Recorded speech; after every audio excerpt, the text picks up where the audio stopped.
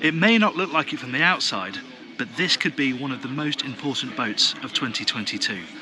It's the Delphia 11. Let's get on board and I'll show you why.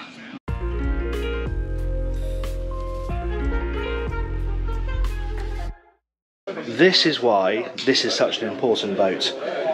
Because what you can see here through this very helpful glass floor in the saloon is a Torqeedo deep blue motor. So this boat is purely electric. There's no generator, there's no diesel engine. This boat is available with a diesel engine, but there is a full electric version.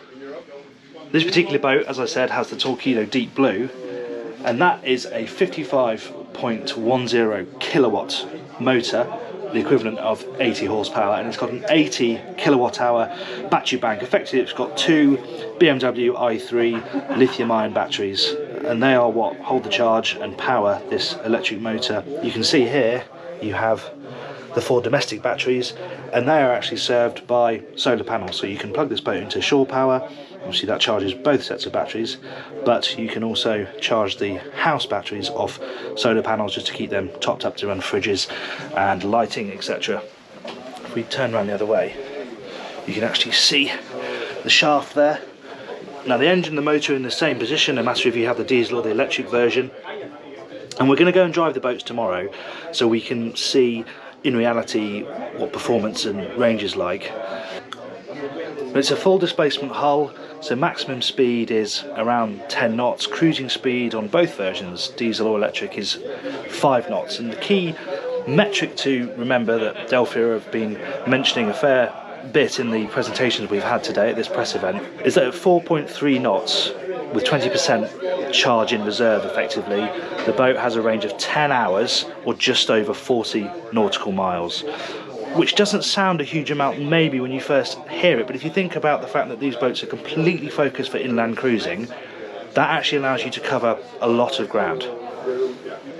So that's the really exciting part, the fact that this is fully electric and they're building them right now. You know, this is a new model, but you can buy them right this minute, and so far in terms of orders they've had 50-50 between the diesel version and the fully electric version, which I think is really encouraging. And you imagine in inland waterways like we're on now, we're in the Netherlands, where the infrastructure is pretty much already there, then this is going to prove really popular.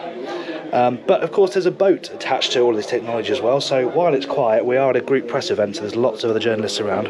I'll just give you a quick spin around the boat so you can see that before we take it out to sea tomorrow. So there's 2 versions. There's a fly version, see the fly version over there. This is the sedan version. It's got solar panels on the roof, as I mentioned, which charge up the house batteries, and there are quite a few different configurations on the lower deck, but we'll concentrate on the main deck at the moment. Now you can see this boat has got the optional bike rack, very popular for inland boaters, having the bikes as well so they can explore the canal paths and get into town. But this has got a purpose-built rack with a lock here, so they're locked safely in place. You can also charge them. There's a charging point here, so you can charge electric bikes back here in situ on the bathing platform. The other option, if you don't have that, is, as you can see over on the flybridge, it's got a wet bar back there, so you've got a barbecue sink. We'll have a closer look at that when we tour that boat, but you can just see those are the 2 different transom setups. So you have this nice protected cockpit, you've got quite a big overhang, and this can be fully enclosed as well, so you can, actually going to show you.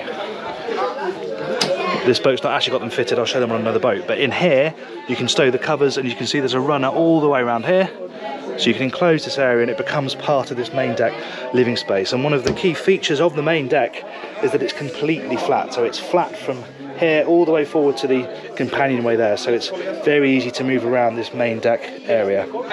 As you can see, the motor is amidships, so you have storage under here, really good deep storage space.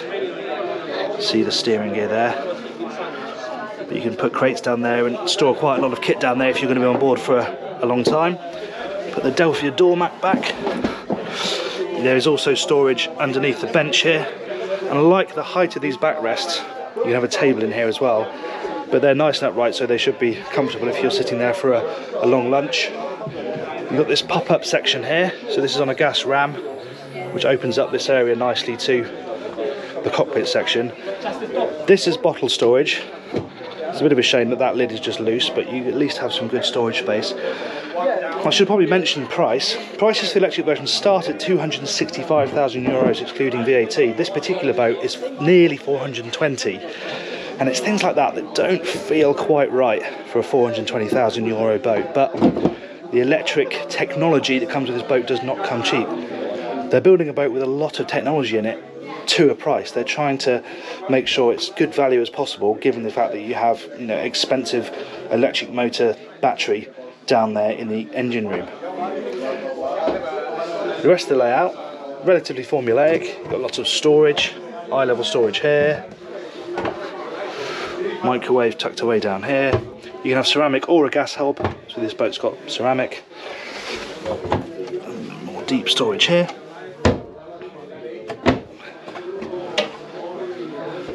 And then here you have a good sized sink. Nowhere to put the top, unfortunately, but it does keep that covered. And then you have a bit more top loading storage. And then this is actually the bin, which is actually they're magnetic. This is the bin. It's quite a good use of space really to have it there in the top. Bit of a sailing boat touch. Obviously you have your dinette here, the table flips like this, just to half in size. You don't want to have it fully out like that. And note how the window line is quite low, so you've got a good view out. It means you've got even more natural light coming in. Opening window as well, so you get some ventilation. Hatches in the ceiling, they're an option. You don't have to have those, but they're electric. They're quite a nice option to have. And then this upright helm station, two-person bench, means you can stand or sit. I'm going to drive it tomorrow, so we'll talk more about the driving experience, helm station, etc. then. But I like the fact that you've got a side door and a bulwark gate, so if you're cruising on your own, which a lot of people will be, you've got bow and stern thruster to help you control the thing. You've got very easy access out onto the side decks and then onto the pontoon from there. Now, as I said, there's a few different options when it comes to accommodation. This particular boat has got a separate massive shower cubicle. This is just a shower cubicle, shower room, but also a good place to put wet clothes, oilies, anything like that. They can dry off in here. You can see you've got a detachable shower head that can mount up there, so you can shower overhead. And that means that forward is where you have the toilet compartment. So this is just toilet and sink. Now alternatively, you can have two identical bathrooms. So if you're going to be having guests on board a lot, you can give them their own bathroom rather than the separate shower and the bathroom. But this is a nice configuration for an owner. There's also a 3-cabin version. This is obviously the 2-cabin version. You have the 3-cabin version. This cabin is split down the middle, but with a partition that can be removed, and then you have 2 smaller double beds. But this is the sort of standard forward master. Storage underneath, storage either side. Headroom is very good here. Loads of space above my head, and there are skylights in the ceiling as well.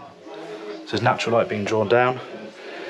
And then you have the smaller double cabin, guest cabin amidships. You can have this as a utility space / office. If you have that, you have a washer dryer, you have some drawer storage, and you have a desk as well, so you can sort of work in here if you want to. But nice to have this sleeping accommodation. This feels a really good, luxurious layout for owners who are going to be mainly on board on their own, but may have guests occasionally. Just one point to note. They didn't want to put a full-size fridge freezer that sort of blocks in the space and robs you of natural light, so there's just this fridge here, but you've also got a cooling drawer under this seat here. So you've got a bit more cooling space here. So if we just head forward, should have a little look in here. I believe this is sort of deck storage. Yeah, you can space for fenders in there. Really safe side decks. Look how tall these bulwarks are. They come up really nice and high. And then you find the steps amidships to get up to the foredeck. This is the door, as I mentioned. It actually locks in place with a little magnet. You've got some deck doors there. That I imagine would be where the fuel fillers or water fillers are. Fuel fillers on the diesel version. But it's nice that it's a separate little cubby with a drain in it. And that door then just pins open on this magnet, and you step up and we're on the foredeck, which is, you know, this is only a 32-foot boat, but this feels like a really big space.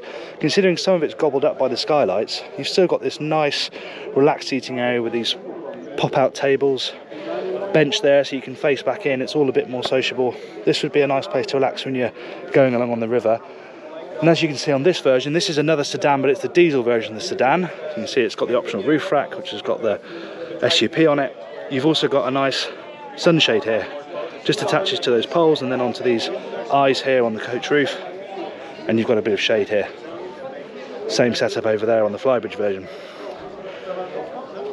I'll try and show you bits and bobs of all three versions as we go around, but I'm going to focus mainly on the electric one because for me that is what's so interesting about what Beneteau Group and Delphia are doing. You know, they're taking electricity mainstream, and it's being backed by a big manufacturer in conjunction with a very successful, prolific electric motor manufacturer in Torqeedo. So that's the tour. Tomorrow we'll find out what it's like to drive.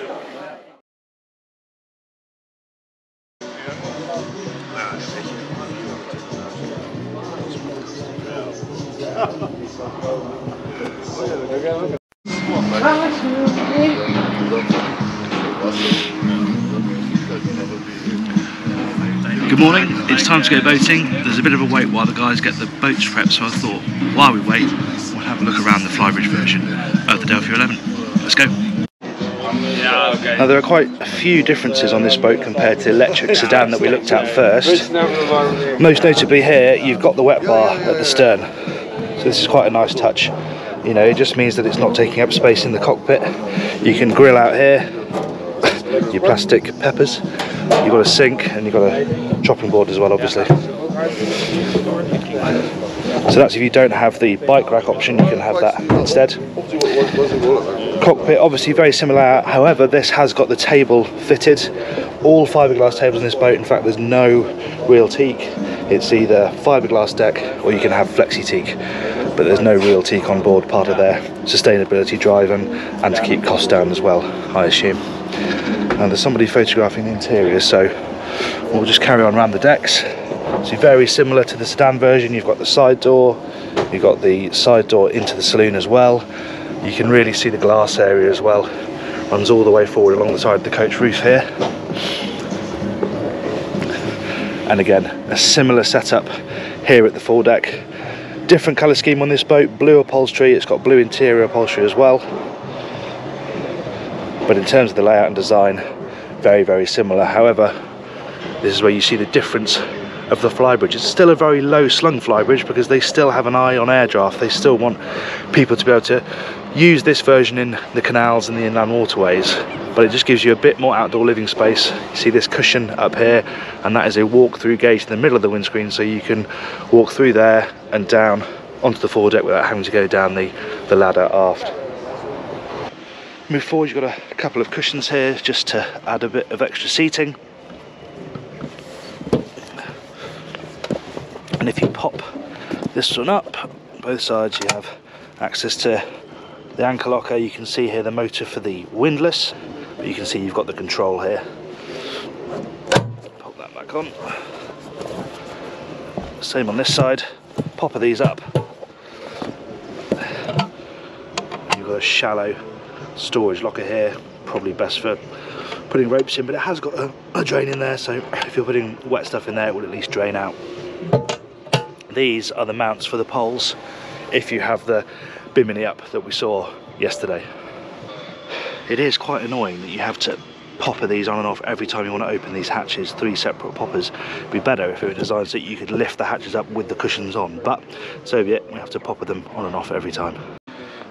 We continue down the port side. Good handholds here. It does feel very, very safe to move around on.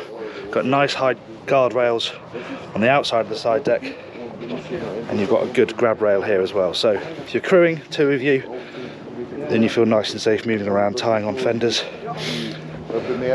You've got a cleat on the stern, You've got a cleat midships, obviously you've got a cleat at the bow, and then you've got these eyes as well, so you can hang fenders here. Now the flybridge is currently occupied, so we'll have a look at the interior, which, as I said, is slightly different to the sedan we looked at yesterday. You've got the darker wood colour, blue upholstery. I think I actually prefer it. It's just a bit more interesting having the contrasting colour schemes. This boat has gas, the other boat has had induction, as you may remember.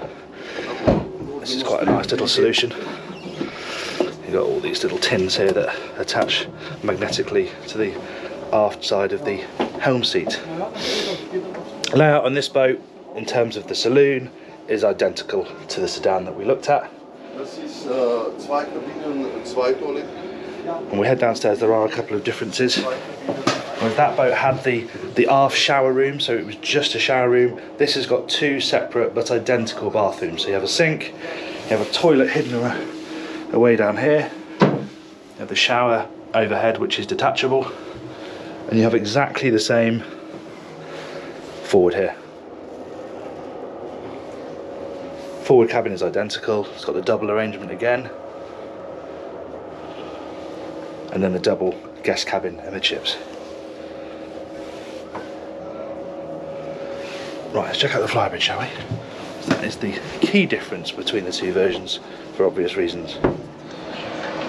So the steps of the flybridge are integrated into the moulding here. This section actually closes up against the back of the wheelhouse, so if you're at sea you can push the steps away so you have more space to move through the cockpit. But if we head up to the top deck, first thing you see is you've got a drawer fridge here, so you've got a bit of cooling space to chuck some snacks and drinks in, so you don't have to go up and down between here and the galley.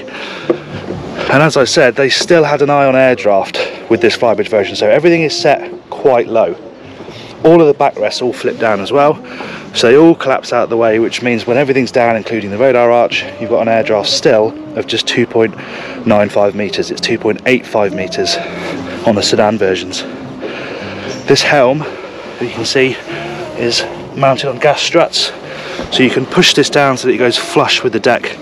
Again, another way just to lower the air draft, and then when you're using it, when you want to sit down here, it pops up, comes up a bit closer to you, just makes it a bit more comfortable to drive.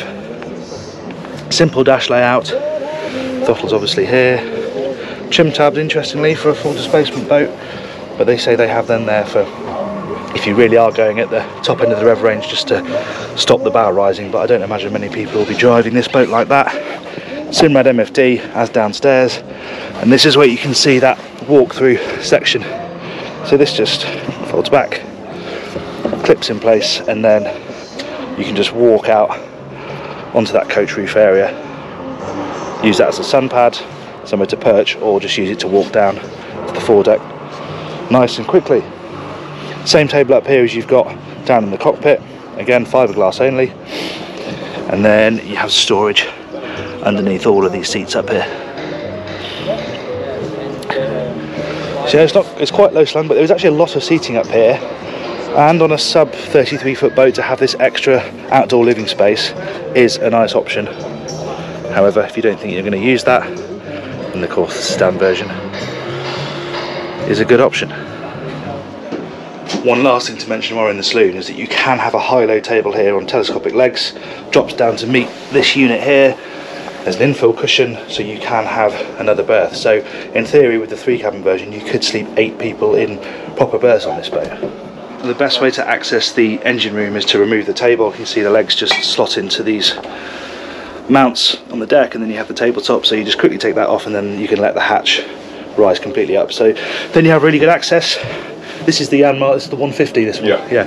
So there's 3 different, there's 57, 110, 150. Exactly. All 4-cylinder, single Yanmar diesels, single shaft. You can see that down there. It's really sort of simple but neat and tidy installation. Good access to the raw water strainer there. It's a little bit more cramped over the batteries, but on this side there's space to stand and inspect everything. Pretty easy unit to look after, really. And with that engine there, that means there's space after, as on the sedan version. You have a big lazarette under here, which is really just set out for storage. It's going to be a bit of a smash and grab today. There's 3 boats, one electric boat, which is what most of the press are interested in. There are a lot of other journalists here, so I'm going to get what I can in the time I'm given. But the good news is I've started on the electric boat, so that gives me a great basis to then compare what it's like to the diesel boats later on. And the conditions could not be more perfect.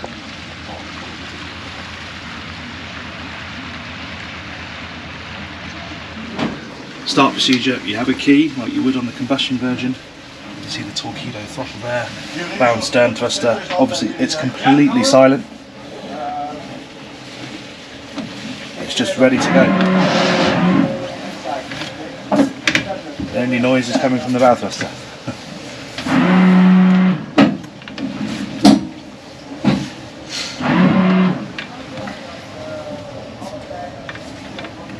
You can just see as he goes in and out of gear, you can just see the shaft spinning there. But you can't hear a thing. In here, that really is the only evidence that you're actually moving. Now back is nothing. It's really quite eerie.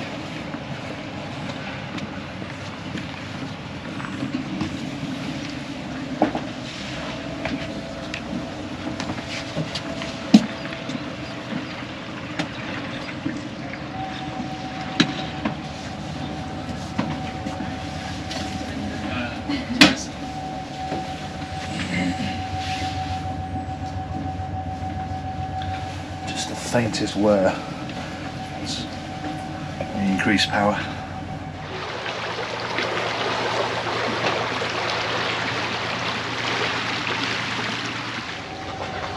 So we just set off with a full charge, so 100% charge on the battery, and that is, you can see you've got all the information up here on the Torqeedo screen, which you won't be able to see very well, but I can tell you at the moment at 3 knots, we're just moving through the marina, that's giving us a live range of 187 kilometres.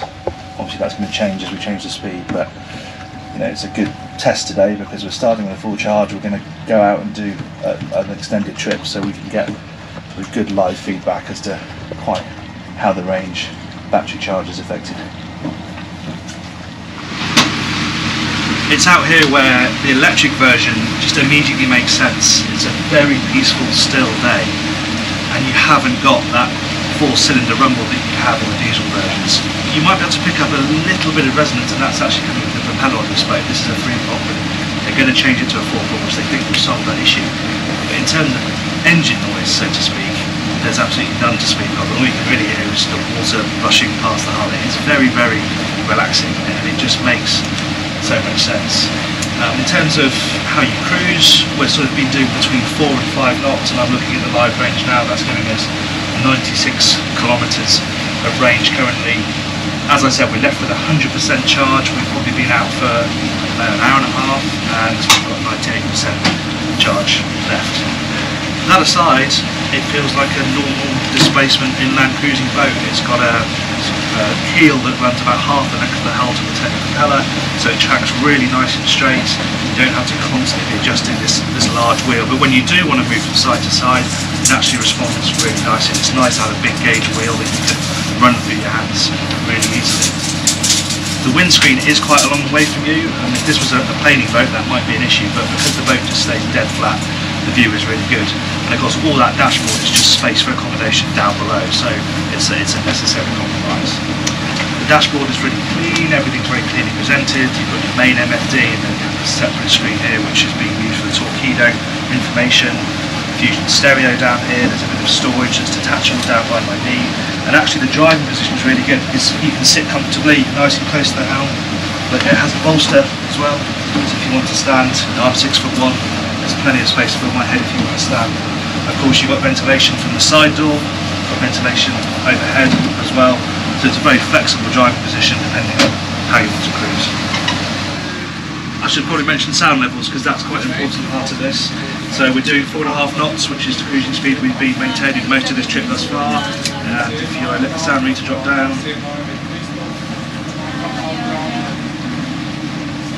yeah, 65 decibels, which is obviously super quiet. It means normal conversation is really easy, and that's something that we can compare directly to the diesel versions. So cruising speed 65, worth remembering.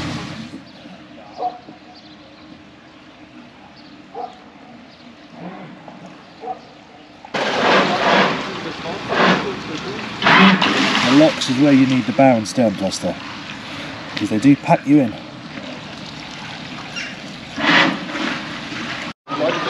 This is where you see the benefit of the rub rail. This rubber collar runs all the way around the perimeter, and then at the stern it also extends all the way around the bathing platform as well. Obviously you use fenders, but in locks like this, having this nice big thick rubber collar just means you're not going to damage the GRP if you do end up rubbing up against the walls.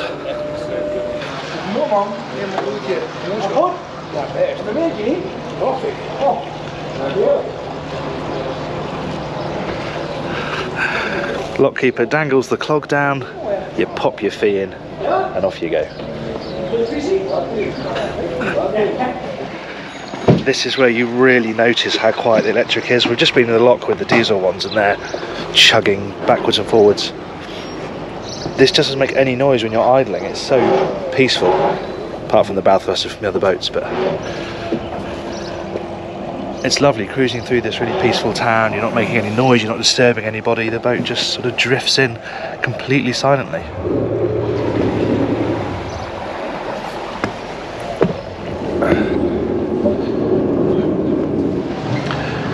So I'm off the electric sedan now, and actually quite helpfully I'm straight onto the diesel sedan, which has got this has got the 150 Yanmar, Lucas. So this has got the, again, the largest diesel option, 4-cylinder Yanmar, 150 horsepower, single shaft, in the same position as the electric motor, down under the deck here. The difference is you're burning diesel. But yeah, it's an interesting comparison to do them back to back. We're going to be in the canals now for a little bit, so probably a slightly slower pace than when we were out on the lake, but all the same, good to be able to compare the two side by side.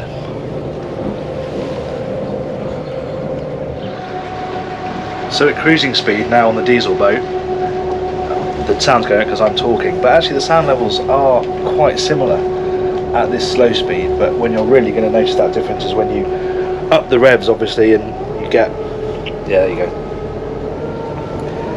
You get more commotion from that diesel motor. So that's 8 kilometers now.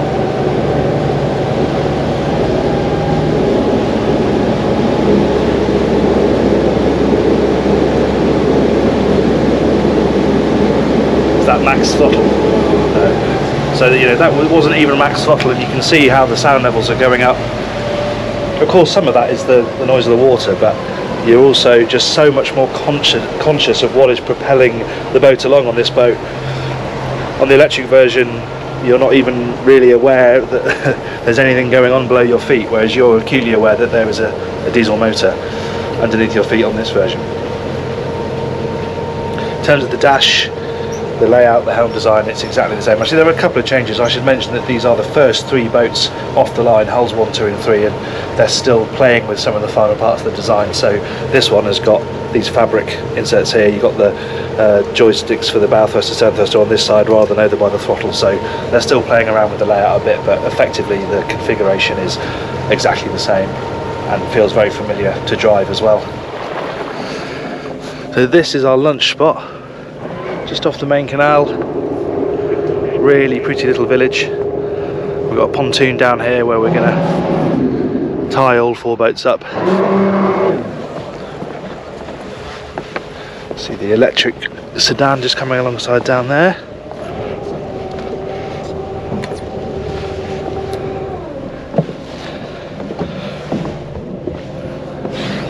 And I guess we'll tuck in just in front of it.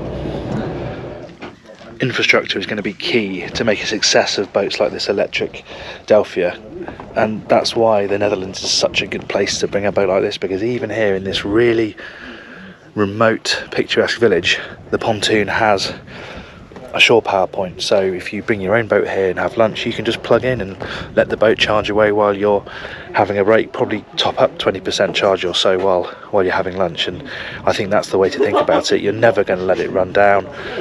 You're going to just top up and top up, always keep a decent amount of charge in the battery, and then overnight obviously you can fill it up.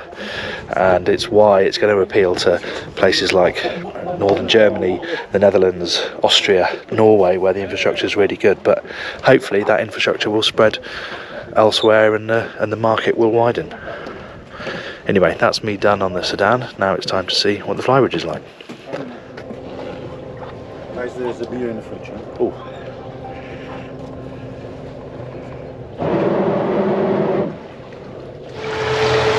Up to the flybridge we go then.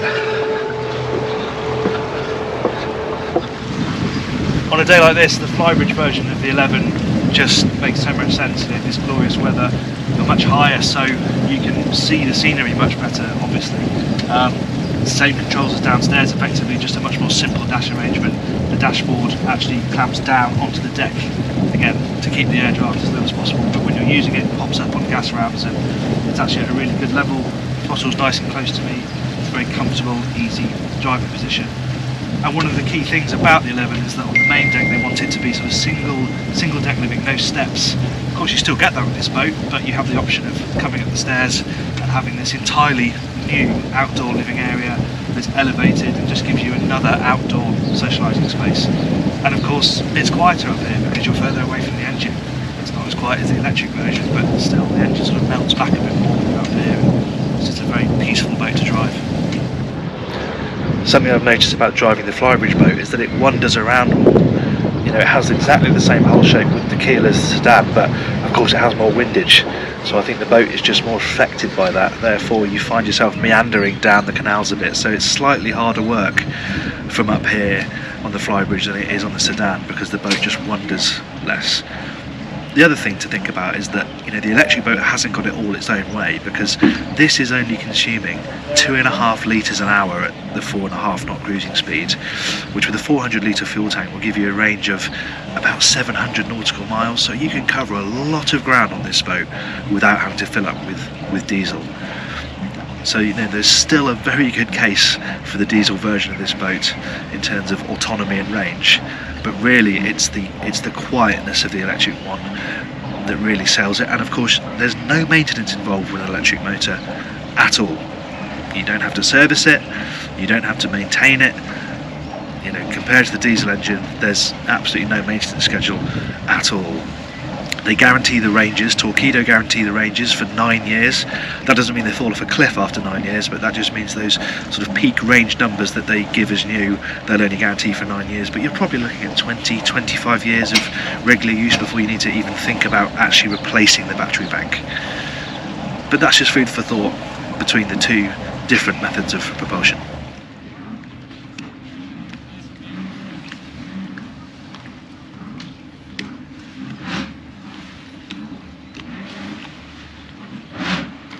So this is Isabel from Torqeedo. She's just going to run us through some of the data that we've got now. We're back having done our trip. We left the dock at about 9 AM. It's now 20 to 3, so we can see what charge is left. Yes, so actually when we're here on our menu and we choose the propulsion view, here we can see that we have 86% of battery capacity left when we returned, and this morning we started with 100% of battery capacity. So that means we have only used 14% of the whole battery capacity for a whole day of cruising. Do we know how many kilometres we covered in that trip? We can't see it in here in this screen. We could see it in our app. Yeah. That'd be good to know, just what distance we've covered and been left with that range. Yeah, but here these are the data for the tour we did 2 days ago, which was actually the same tour. Okay. And here we can see that we were driving a maximum of 13.9 kilometers per hour of speed. 6.5 was the average speed we had, and in total we made 14.3 kilometers. Yeah. Today I only have half of the tour. Here you can see again CO2 savings, 10.9 kilograms of CO2 we were saving, or 4.6 liters of diesel. Yeah. Today our tour was 17.6 kilometers. Okay. With a maximum of 12.2 kilometers per hour of speed and 6.1 in average. And here you can see, for example, where we are located right now. Yeah. This is all the tour we did out to the Isomare. Here we were. You can see where the photo shoot was. The photo shoot and some maneuvering and going back and forth and trying the throttle. So does the app automatically know when a new trip has started, or do you have to start the trip each time yourself? I can start and stop it here just on this button. Okay. So as long as I have Bluetooth connected and the system turns on, it connects immediately with the app. Yeah. But I have to start the tour actively, pushing and stopping, and then I can always save it and save it here in all my tours I have done. So far I just have one saved, but if I would have done more, then this would be full with all the logs I have done. The last tours. That's brilliant. Yeah. Thank you very much. Yeah, you're welcome. Having spent the day on all 3 boats, it struck me that an electric version of the Fly Lounge would be a thoroughly pleasant way to cruise the inland waterways. Yes, it would be an expensive boat to buy, and the infrastructure in Holland is particularly good, but looking at it purely as a way to enjoy the environment, the electric boat wins hands down. Even giants of the industry like Beneteau Group have no precedent to follow when it comes to electrifying a brand. The 11 isn't the perfect solution, but it's a damn good start that's fit for purpose and incredibly usable. With a range of smaller electric Delphias designed by Tony, Castro and Vreepack on the horizon, including an open 10-metre dayboat, this really is only the start.